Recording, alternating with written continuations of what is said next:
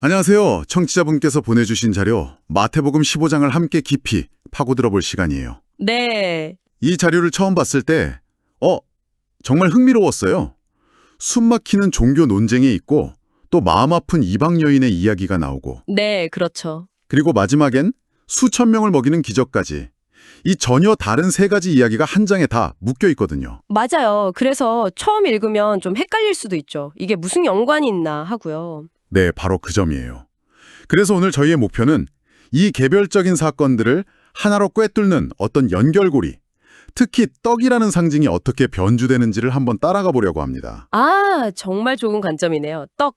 네, 맞아요. 이 장은 사소한 규칙이 얽매인 떡에 대한 논쟁으로 시작하잖아요. 그렇죠. 그러다가 경계를 허무는 믿음의 부스러기 떡을 거쳐서 마지막에는 모두를 풍요롭게 하는 기적의 떡으로 끝나는 뭐랄까 하나의 여정처럼 읽히거든요. 와, 그렇게 보니 흐름이 한눈에 들어오네요. 네, 이 흐름을 따라가면 자료가 던지는 핵심 메시지가 아주 선명하게 보일 겁니다. 그럼 첫 번째 장면, 예루살렘에서 온 엘리트들과의 충돌부터 시작해 볼까요? 네, 좋습니다. 이야기가 아주 팽팽한 긴장감 속에서 시작돼요.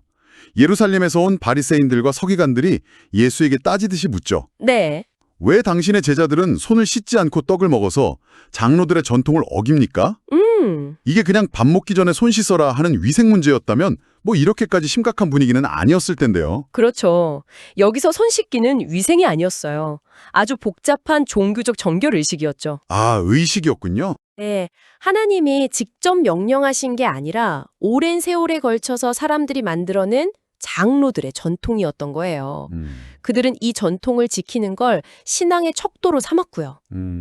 그런데 예수는 이 비판을 피하지 않고 오히려 더 근본적인 질문으로 받아칩니다. 뭐라고 하죠? 너희는 어째서 너희의 전통을 지키려고 하나님의 계명을 어기느냐라고요. 와, 정면으로 맞받아쳤네요. 그러니까 너희는 작은 규칙에 목숨 걸면서 정작 더 크고 중요한 계명은 어기고 있다고 전곡을 찌른 거네요. 바로 그거죠. 그러면서 고르반이라는 아주 구체적인 사례를 드는데 예. 그 고르반이요. 사실 이게 정확히 어떤 제도였는지 궁금해요. 부모님을 부양할 의무를 피하기 위한 뭐랄까 일종의 편법처럼 들리거든요. 정확히 보셨어요. 고르반은 하나님께 드린 바 됨이라는 뜻이에요. 아, 원래는 하나님께 무언가를 바치겠다고 서원하는 아주 경건한 행위였겠죠. 그런데 이게 변질된 거예요. 어떻게 변질됐나요? 예를 들어 제가 부모님께 드려야 할 생활비나 재산이 있는데 그걸 그냥 이건 고르반입니다 하고 선언해버리는 거죠. 네. 그냥 말만 하면요. 네, 그러면 그 재산은 하나님께 속한 것이 되어서 부모님께 드릴 의무가 사라진다. 이렇게 해석을 한 거예요. 와, 정말 교묘한데요. 10계명에 분명히 내 부모를 공경하라는 계명이 있는데 그렇죠. 그 계명을 고르반이라는 자기들만의 전통을 내세워서 그냥 무력화시켜버린 거군요. 바로 그 지점이에요. 그래서 예수는 그걸 위선이라고 부르죠. 이사야 선지자의 말을 인용해서 이 백성이 입술로는 나를 공경하지만 마음은 내게서 멀리 떠나 있다고 아주 신랄하게 비판합니다. 결국 이건 시대를 초월하는 문제 같아요. 우리가 만든 어떤 규칙이나 전통이 본래의 좋은 의도를 잃어버리고 오히려 더 중요한 가치, 예를 들면 사랑이나 긍휼 같은 것들을 해치는 도구가 되어버리는 경우요. 맞아요. 지금도 그런 일은 얼마든지 찾아볼 수 있으니까요. 그쵸. 그 논쟁이 여기서 끝나지 않고 훨씬 더 근본적인 가르침으로 이어지죠.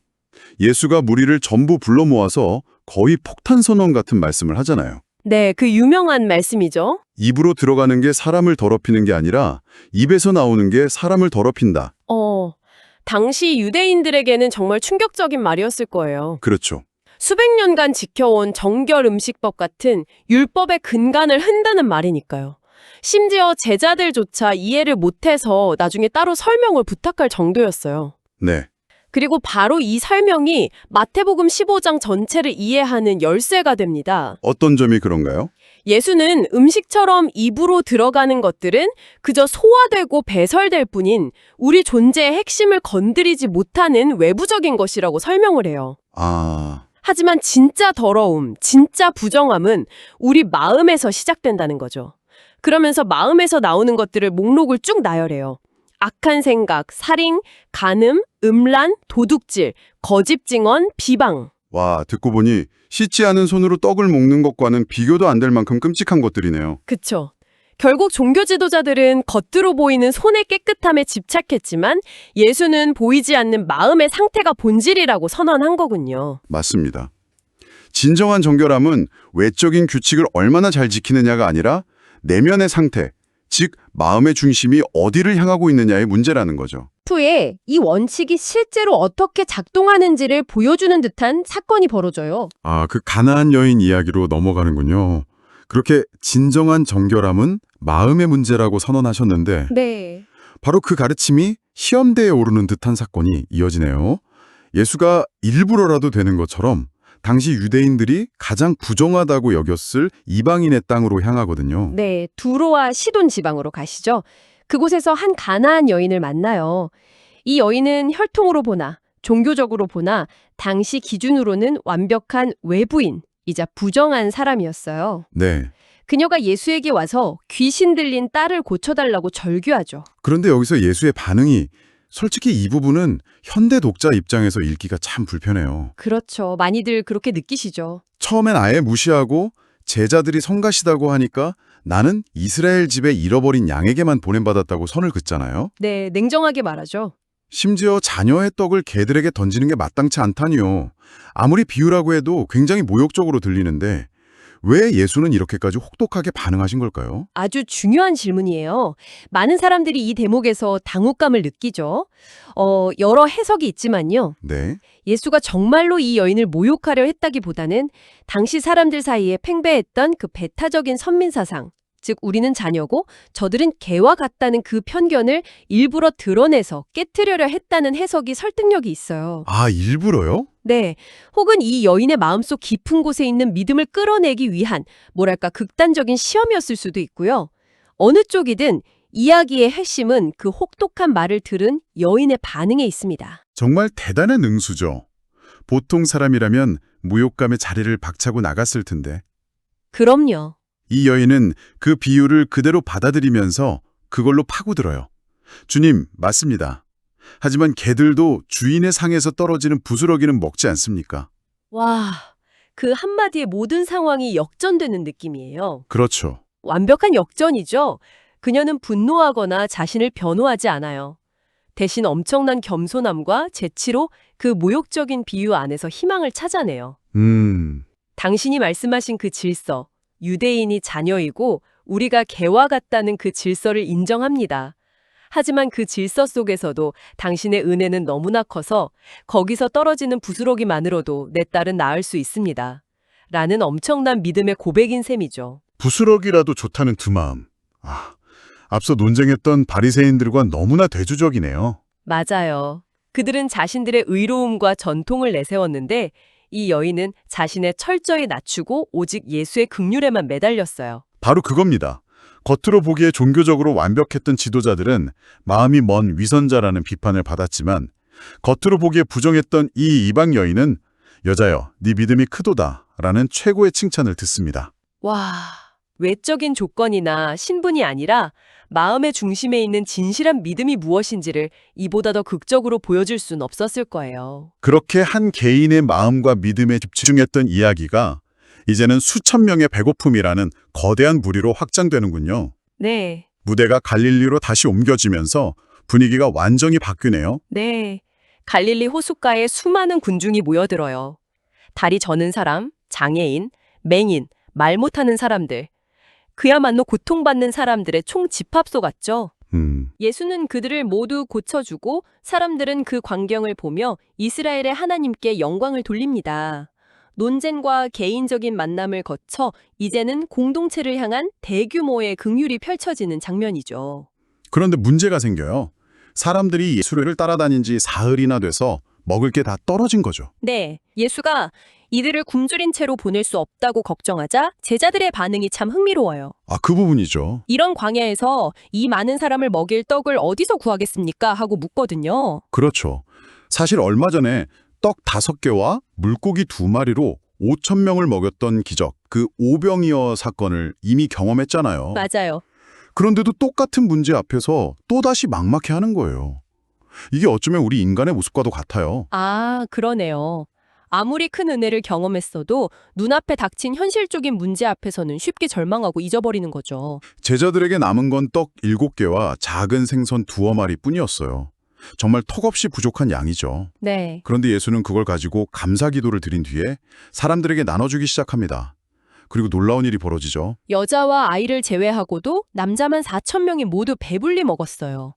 여기서 배불리 먹었다는 교훈이 중요해요. 어떤 의미죠? 그냥 허기를 면한 정도가 아니라 완전히 만족할 때까지 먹었다는 뜻이거든요. 그리고 이야기는 여기서 끝나지 않죠. 근데 남은 조각을 모았더니 7광주리에 가득 찼다고 나와요. 그렇죠. 처음 시작했던 떡 7개가 4,000명을 먹이고도 7광주리에 가득 찰 만큼 불어난 거네요. 바로 그 지점이 이 기적의 핵심 메시지입니다. 이것은 단순히 배고픈 사람들을 위한 구제 활동이 아니에요. 하나님의 긍휼과 능력은 우리의 필요를 겨우 채우는 수준이 아니라 모든 사람을 만족시키고도 차고 넘칠 만큼 풍성하다는 것을 시각적으로 보여주는 압도적인 사건인 거죠. 자, 그럼 이제 첫 질문으로 돌아와 보죠. 이 3가지 이야기를 하나로 묶어보면 어떤 그림이 그려질까요?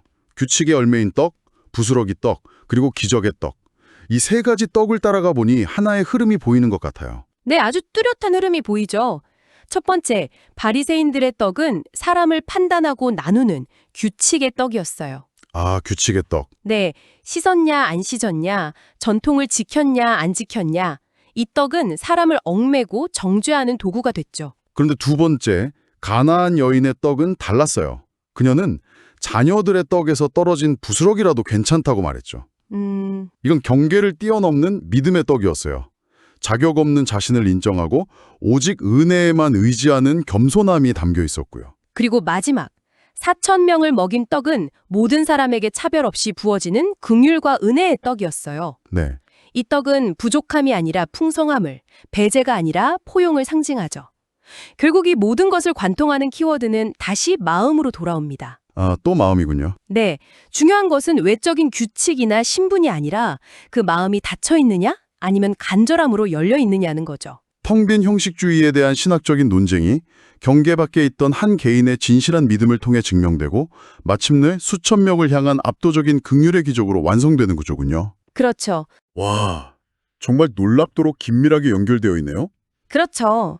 마지막으로 청취자분께서 한번 생각해 보실 만한 질문을 하나 던져드리고 싶어요. 네, 어떤 질문인가요? 이 자료는 결국 두 종류의 식탁을 보여주는 것 같아요.